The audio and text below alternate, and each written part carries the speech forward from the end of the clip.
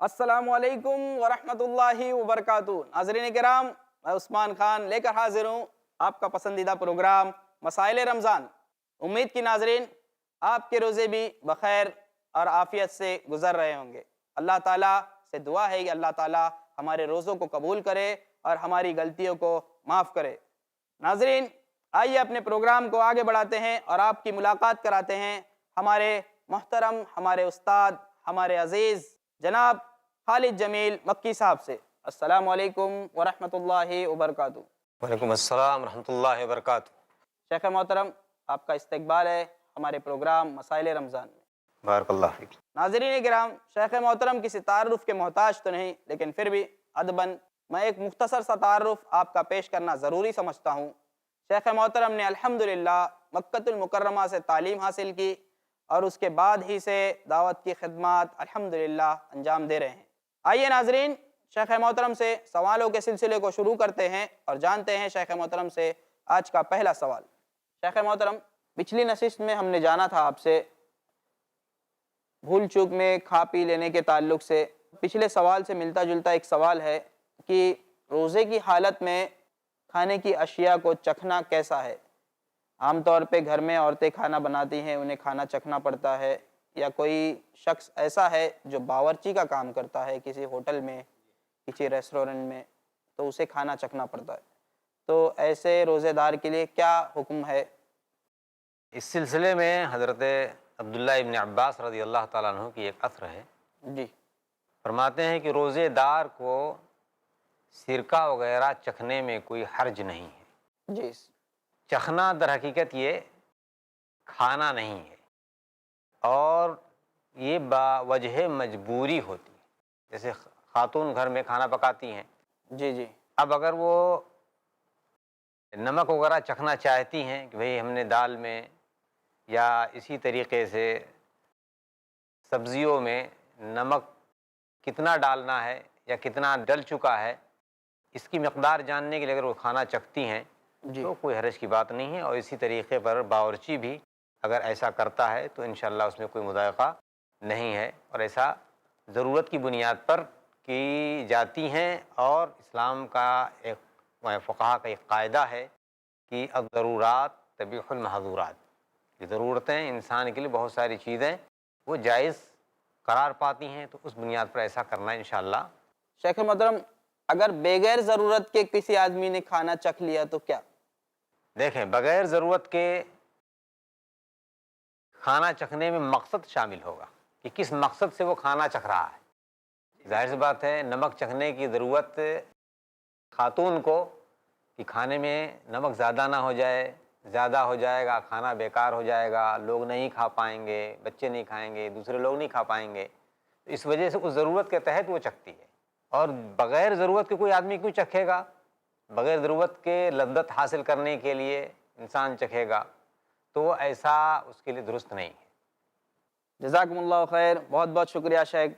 नाज़रीन किराम, बस्बे ज़रूरत आप खाना चख सकते हैं, लेकिन बगैर ज़रूरत के खाना चखने की भी इजाज़त नहीं है। आइए नाज़रीन, शेख मोहतरम से करते हैं हमारा अगला सवाल। शेख मोहतरम, रोज़े की हालत में खाने पीने के ताल्लुक़ से बातें मसाइल बहुत सारे आ चुके, अल्हम्दुलिल्लाह। जज़ाकुमुल्लाह खैर शेख, आपने बहुत ही अच्छी तरह से हमें समझाया और जवाब दिया, इन मसाइल का हल बताया। अल्लाह आपको जज़ाए खैर दे। अब एक बड़ा मसला हमारे सामने आता है बीमारी का।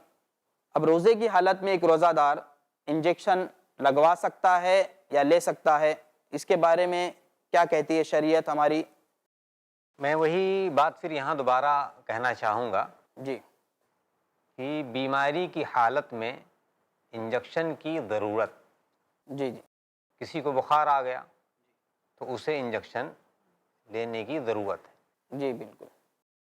वो इंजेक्शन आदमी अगर सुई से लेता है तो इंशाअल्लाह उसे कोई उसके रोज़े पर असर पड़ने वाला नहीं। जी लेकिन अगर कोई ताकत के लिए इंजेक्शन लेता है, ताकत से मुराद क्या लेना चाह रहे हैं यानी शेख आप? क़ुव्वत, यानी इस रोज़े में मुझे तवानाई हासिल हो जाए, जी नहीं, भूख मैं की। ये कहना चाह रहा हूँ आपसे, यही पूछना चाह रहा हूँ कि मजबूरी की बिना पर, बीमारी की बिना पर अगर कोई इंजेक्शन लेना चाह रहा है तो उसके लिए क्या हुक्म? جی ہاں، میں وہ بات کہہ چکا آپ سے کہ بیماری کی حالت میں اگر کوئی لیتا ہے تو انشاءاللہ کوئی حرج کی بات نہیں ہے، لیکن اگر انسان توانائی کے لیے، طاقت کے لیے سے گلوکوز کا انجیکشن لے لے جی یا بالکل. گلوکوز انسان کے بدن کے اندر داخل کیا جائے جی تو یہ چیزیں انسان کے روزے کو توڑ دینے والی چیزیں ہیں.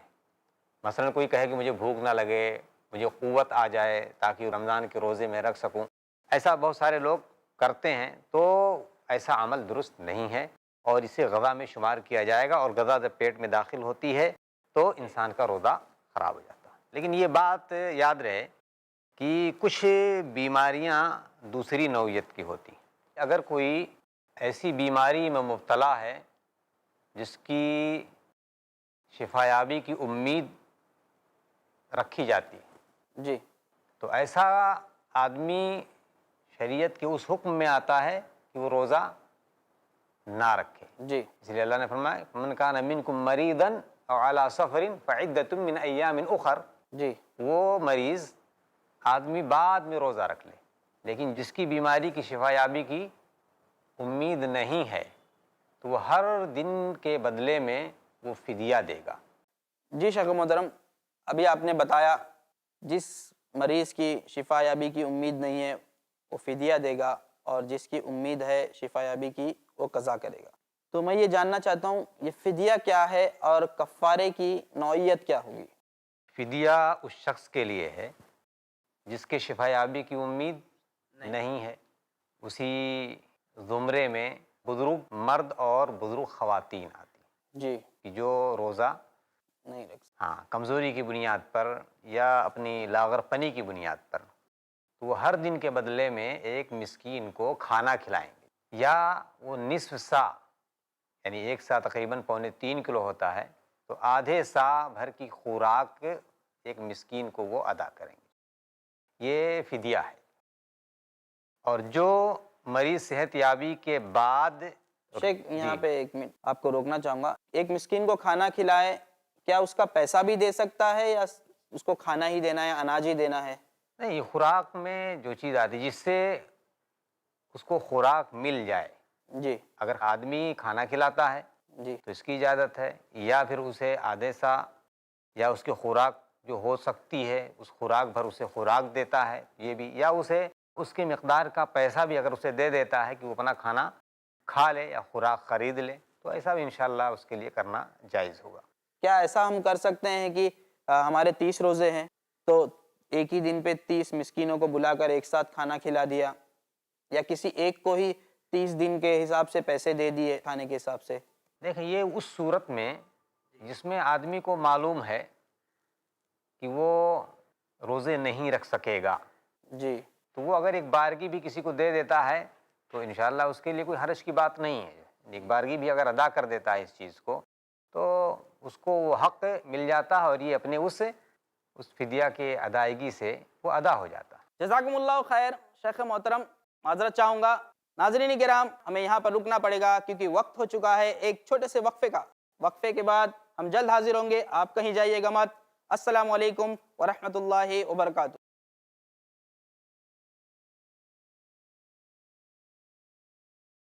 السلام علیکم ورحمۃ اللہ وبرکاتہ. ناظرین کرام، وعدے کے مطابق وقفے کے بعد ایک بار پھر حاضر ہوں پروگرام مسائل رمضان لے کر. ناظرین، شیخ محترم سے ہماری بات چل رہی تھی. شیخ محترم، یہیں پہ میرے ذہن میں ابھی ایک سوال آیا ہے کہ کیا یہ فدیہ کوما میں داخل ہے جو مریض وہ نہ اٹھ سکتا ہے، نہ بیٹھ سکتا ہے، نہ بات کر سکتا ہے، کیا یہ فدیہ اس پر بھی لاگو ہوتا ہے؟ کہ اگر کوئی شخص کوما میں چلا جائے تو کیا اس کی طرف سے بھی فدیے کی ادائیگی ہوگی؟ جی تو آپ جان لیجئے کہ کوما میں چلا جانا یہ کسی بھی مریض کے لیے نا امیدی کی صورت ہوتی ہے. جی بالکل. اکثر آدمی ان سے نا امید ہو جاتا ہے کہ اب شاید یہ صحت یاب نہیں ہوں گے. جی جب یہ صورتحال آ جائے گی تو ظاہر سی بات ہے اس کی طرف سے فدیہ ادا کیا جائے گا. جزاکم اللہ خیر. بڑی اہم معلومات آپ نے ہمیں فراہم کی. ہم نے ایک اور سوال آپ سے اسی کے ساتھ پوچھا تھا قضا کے تعلق سے. قضا کی کیا نوعیت ہوگی؟ قضا یہ رمضان مبارک مہینے کے بعد ہی ہوگا. اس لیے کہ اس پیریڈ میں جو رخصت حاصل کرے گا، چاہے وہ مریض ہو، چاہے وہ مسافر ہو، یا چاہے دودھ پلانے والی عورت ہو، حالت حمل میں کوئی عورت ہو، جی انہیں اسلام نے رخصت دی ہے کہ ان ایام میں روزے توڑ دیں گے اور رمضان کے بعد انہیں قضا کریں گے۔ جی رمضان میں انہیں یہ سہولت حاصل ہے۔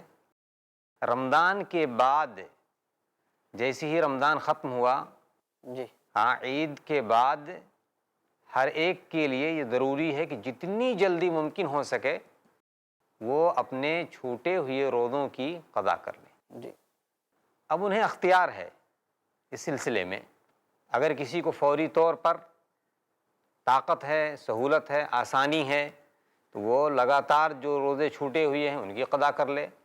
اگر کسی کو کوئی اور سہولت چاہیے، مثلا اگر ایک دن روزہ رکھے، ایک دن افطار کرے، ایک دن روزہ رکھے، ایک دن افطار کرے، اگر اس طرح سے بھی ادا کرنا چاہے تو وہ ادا کر لے، لیکن مطلوب یہی ہے کہ جتنی جلدی ممکن ہو سکے اس چیز کو ادا کر کے وہ فارغ ہو جی جائے۔ شیخ محترم، یہیں پر ایک بات ذہن میں آتی ہے، کوئی شخص بیمار تھا ایک رمضان میں، اب بیماری اس کی 2-3 مہینے بعد ختم ہوئی، اس کے بعد بھی اس پر کمزوری لاحق ہوئی اور وہ کفارہ نہیں ادا کر سکا، پھر اس کے بعد اس کی مشغولیت کی وجہ سے اس نے کفارہ نہیں ادا کیا، یہاں تک کہ دوسرا رمضان آ گیا، تو ایسے شخص کے لیے کیا حکم ہے؟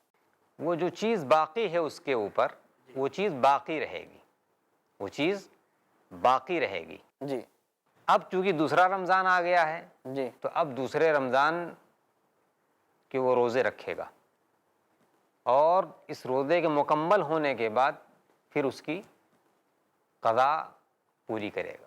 اگر کوئی جان بوجھ کر قضا نہیں کرتا ہے بنا کسی مجبوری کے، بنا کسی مشغولیت کے، تو ایسے شخص کے اوپر کیا وعید ہے؟ تو وہ آدمی گنہگار ہوگا، اور کوئی شخص یہ نہیں جانتا کہ اس کی اس دنیا سے کب رخصتی ہو جاتی، جی کب وہ فوت ہو جاتا ہے۔ اگر وہ چیز اس کے ذمے باقی رہ گئی تو اللہ تبارک تعالیٰ کے ہاں وہ مواخذے سے نہیں بچ پائے گا، جی اس کو اس کا جواب دینا ہوگا۔ تو اسی وجہ سے جتنی جلدی ممکن ہو سکے وہ اپنے روزے کو قضا کر لے۔ جزاکم اللہ خیر شیخ محترم، بہت بہت شکریہ۔ ناظرین کرام، شیخ محترم نے بتایا کوئی شخص بیماری میں مبتلا ہے اور اس کی بیماری رمضان کے بعد ٹھیک ہوتی ہے تو اسے چاہیے کہ جلد از جلد اپنے روزے کو مکمل کر لے، اپنے چھوٹے ہوئے روزے کی قضا کر لے۔ جس طرح آپ خیال رکھتے ہیں اپنے قرضے کا، آپ نے کسی سے پیسے ادھار لیے ہوئے ہیں تو آپ کو جتنی جلدی ہوتی ہے اسے لوٹانے کی، اسی طرح آپ یاد رکھیے کہ رمضان کے روزے بھی اگر آپ سے چھوٹ گئے ہیں بیماری کی وجہ سے تو آپ پر وہ قرض ہیں، تو اسے آپ کو جلد سے جلد اس کو ادا کرنا ہے۔ آئیے ناظرین کرام، شیخ محترم سے پوچھتے ہیں اپنا اگلا سوال۔ شیخ محترم، روزے کی حالت میں خون کی جانچ کرانا یا خون ڈونیٹ کرنا کسی ضرورت کی بنا پر، کسی مجبوری کی بنا پر، شریعت نے ایسے روزے دار کے لیے کیا حکم لگایا ہے؟ یہ بات میں نے پہلے ہی بتائی آپ کو۔ جی ضرورت کی بنیاد پر بہت ساری ایسی چیزیں اسلام میں جائز ہوتی ہیں جی جن کی اشد ضرورت پیش آ جاتی ہے۔ مثلا جیسے ابھی آپ نے کہا کہ کسی کو خون کی ضرورت پڑ جائے، جی اب ہاسپٹل میں عموماً اس چیز کا انتظام ہوتا ہے کہ چلو بھائی کسی کو خون کی ضرورت ہے تو اس کا بلڈ گروپ لے کر کے اور خون چڑھا دیا جاتا ہے۔ کبھی ایسی حالت آ گئی ناگہانی کہ وہاں پر فوری طور پر اس آدمی کو، جو آدمی مریض ہے اور اسے خون کی ضرورت ہے، اسے ایک روزے دار آدمی اس کے خون سے اس کا گروپ میچ کر رہا ہے، خون دینے کی ضرورت آ جائے تو یقیناً ایسا عمل کرنے میں کوئی مضائقہ نہیں ہے۔ جی اور پھر وہی قاعدہ کہ الضرورات تبیح المحظورات۔ رہ گیا ایک دوسرا مسئلہ جو آپ نے کہا تھا کہ اگر کسی کو خون چیک کرانا ہو اپنا، جی تو خون چیک کرانے میں ایک معمولی مقدار خون نکالا جاتا ہے لیب کے لیے، تو یہ عمل مباح ہے، اس میں کوئی حرج کی بات نہیں ہے، انسان دے سکتا ہے۔ شیخ محترم، اگر کسی کا ایکسیڈنٹ کی وجہ سے خون نکل جائے تو اس حالت میں کیا حکم ہے شریعت کا؟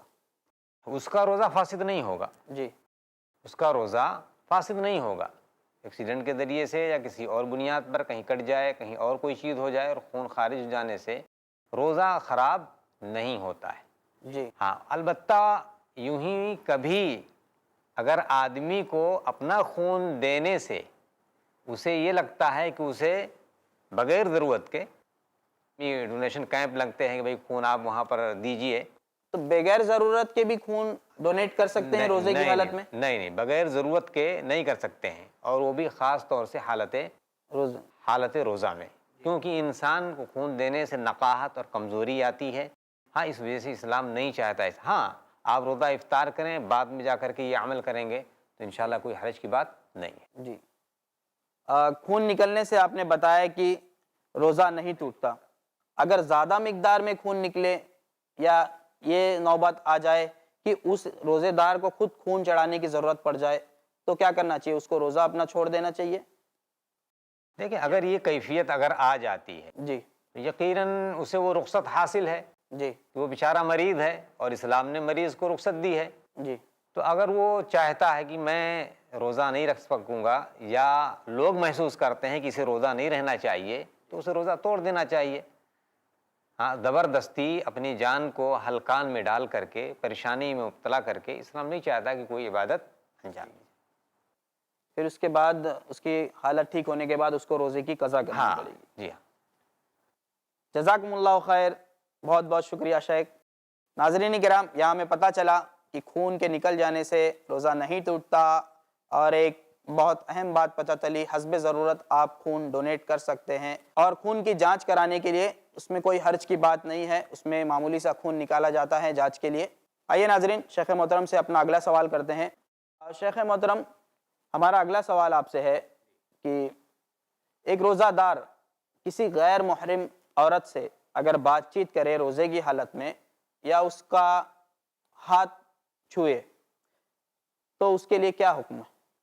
دیکھیں جو غیر محرم عورت ہے، جو اجنبیہ ہے، اس اجنبیہ سے عام حالات میں بھی گفتگو کرنا اور اس کے بدن کو یا اس کے ہاتھ کو چھونا، اس کی طرف شہوانی نگاہ سے دیکھنا، یہ تمام چیزیں اسلام میں جائز نہیں ہیں۔ جی جب عام حالات میں جائز نہیں ہیں تو روزے کی حالت میں بدرجہ اولا وہ درست نہیں ہے۔ اسی لیے اللہ تبارک تعالیٰ نے قرآن مجید میں ارشاد فرمایا، قُل لِّلْمُؤْمِنِينَ يَغُضُّوا مِنْ أَبْصَارِهِمْ وَيَحْفَظُوا فُرُوجَهُمْ کہ اے نبی محترم آپ مومنوں سے کہہ دیجئے کہ اپنی نگاہوں کو پست رکھیں اور اپنی شرمگاہوں کی حفاظت کریں۔ تو اپنی نگاہیں کسی غیر محرم عورت کی طرف دیکھنا، کسی اجنبیہ کی طرف دیکھنا، یہ بھی انسان کے لیے جائز نہیں عام حالات میں۔ جی ایسے ہی چھونا یہ بھی جائز نہیں ہے، البتہ اگر کوئی ضرورت پیش آ جائے، مثلاً ایک عورت کا ایکسیڈنٹ ہو گیا، اب وہاں پر کوئی اس کو اسپتال پہنچانے والا یا کوئی وہاں پر ایسی صورت نہیں ہے، یا ہم ہیں وہاں پر، ہاں یہاں کوئی عورت نہیں ہے جو اسے اٹھائے اور آپ کی گاڑی میں یا ایمبولینس میں اس کو سوار کرے، جی تو اب آپ کے لیے بھلے ہی آپ روزے کی حالت میں ہیں تو اس صورت میں بھی آپ کے لیے ضروری ہے کہ فوری طور پر وہ آپ اس کو گاڑی میں سوار کیجئے۔ جی تو ایسی ضروریات جہاں پر پیش آ جائیں تو وہاں پر آپ کو ایسا عمل کرنے میں کوئی مضائقہ نہیں ہے۔ کسی تالاب میں کسی عورت کو ڈوبتا آپ نے دیکھ لیا جی تو اس عورت کی جان بچانا آپ کے اوپر ضروری ہے۔ جزاکم اللہ خیر، بہت بہت شکریہ شیخ محترم، اللہ آپ کو جزائے خیر عطا کرے۔ ویاکم۔ ناظرین کرام، شیخ محترم نے بتایا غیر محرم عورت کو دیکھنا یا اس سے بات چیت کرنا روزے کی حالت تو دور عام حالات میں بھی جائز نہیں ہے، تو روزے کی حالت میں بدرجہ اولا جائز نہیں۔ ناظرین آج کے لیے فی الحال اتنا ہی، انشاءاللہ اگلی مجلس میں پھر آپ سے ملاقات ہوگی کچھ نئے سوالوں کے ساتھ، کچھ نئے مسائل کے ساتھ۔ تب تک کے لیے دیجیے مجھے اجازت، اور رکھیے اپنا خیال اور دیکھتے رہیے ہمارا خاص پروگرام مسائل رمضان۔ السلام علیکم ورحمۃ اللہ وبرکاتہ۔ السلام علیکم ورحمۃ اللہ وبرکاتہ۔